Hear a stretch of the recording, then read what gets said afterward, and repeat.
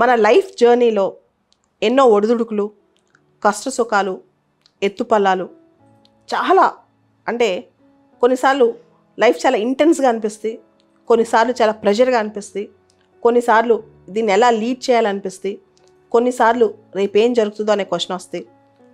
ఒక్కొక్కసారి అసలు జీవితం నేను ఎదగలనా అని కంగారేస్తే, ఈ జీవితంలో నేను ఏదైనా సాధించగలనా, అసలు అది ఏంది రోలు ఈ లైఫ్లో అని.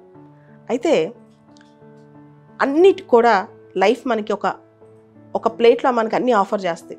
మంచి చెడు, కష్టం సుఖం, అన్ని రకాల సవాళ్ళు ఆనందాలు. కొన్నిసార్లు కొన్ని జీవితాల్లో అన్ని సవాళ్ళే ఉంటాయి. అప్పుడు లైఫ్ని ఎలా తీసుకోవాలి, లైఫ్ని ఏ విధంగా అర్థం చేసుకోవాలి? ముందుగా మనుషులకు తెలియాల్సింది, ఎవరికైనా తెలియాల్సింది ఎమోషనల్ బ్యాలెన్స్. మన ఎమోషన్స్ని మనం ఎంత మేనేజ్ చేసుకుంటామో, ఎంత బ్యాలెన్స్గా ఉంటామో ఆటోమేటిక్గా మన లైఫ్లో అంత నేర్చుకుంటాం. అది చాలా ఇంపార్టెంట్ అన్నమాట. కొన్నిసార్లు సుఖం రాగానే హ్యాపీ ఫీల్ అయిపోయి, కష్టం రాగానే చాలా ఎమోషనల్ అయిపోయి, సాడ్నెస్ రాగానే కళ్ళలో నీళ్ళు తెచ్చుకుని, ఇవన్నీ కూడా మనిషికి తగవు. ఇంత అంటే అన్నీ ఉండాలి మనిషికి, కానీ ఏది కూడా ఎక్స్ట్రీమ్గా విపరీతంగా ఉండకూడదు. అదేవిధంగా హ్యూమన్ లైఫ్, ప్రతి లైఫ్, అది పెద్ద లైఫ్ అయినా చిన్న లైఫ్ అయినా, అంటే చాలామంది అనుకుంటారు prime minister of India life ఎంత గొప్పగా ఉంటుంది, లేదా బిల్ గేట్స్ లైఫ్ ఎంత గొప్పగా ఉంటుంది, అంబానీ లైఫ్ ఎంత గొప్పగా ఉంటుంది. కాదు, ఇది చాలా రాంగ్ కాన్సెప్ట్. లైఫ్ని అర్థం చేసుకునే కాన్సెప్టే అది కాదు. ప్రతి జీవితానికి ఒక విశిష్టత ఉంటుంది. Every life has its own meaning and sense అనమాట. ప్రతి లైఫ్కి దాన్ని మనం చాలా వరకు జడ్జ్ చేస్తాం. అది గొప్ప లైఫ్, ఇది తక్కువ లైఫ్, ఇది పెద్ద లైఫ్, ఇది చిన్న లైఫ్ అని. ముందు ఆ జడ్జిమెంట్ తీసేసేయండి. ఏది గొప్ప లైఫ్ కాదు, ఏది తక్కువ లైఫ్ కాదు. ఏ లైఫ్ కూడా మనం అనుకున్నంత ఫ్లవరీగా ఒక పక్క ఉండదు అనమాట.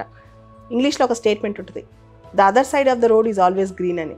దూరం నేను చూస్తే దూరపు కొండలు నునుపుగా కనిపిస్తూ ఉంటాయి, కానీ అంత కరెక్ట్ కాకపోవచ్చు. కాబట్టి లైఫ్లో దేనికి ఓవర్ ఎక్స్ట్రీమ్స్కి వెళ్ళిపోయి, ఎమోషన్స్కి ఎక్కువ వెళ్ళిపోయి, తర్వాత నాకే అన్యాయం జరిగిపోయింది, ఛాలెంజెస్ నేను ఫేస్ చేయలేను, ఇలా కాదు.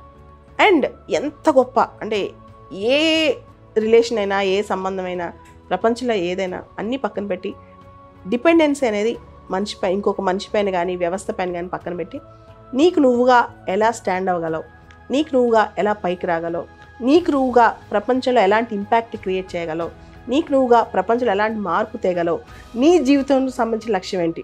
Your life should be the end, your life should be the purpose. ఎక్సెసివ్గా ఏ విషయంలోనూ ఎక్కువగా చేసి డిపెండెన్సీ పెంచుకోకండి.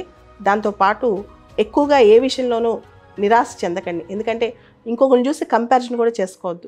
ఏ రెండు లైఫ్స్ కంపారిజన్, అసలు మనం కంపారేజ్ చేయలేం. ఏ రెండు లైఫ్స్ కంపారిజన్కి రావు అనమాట.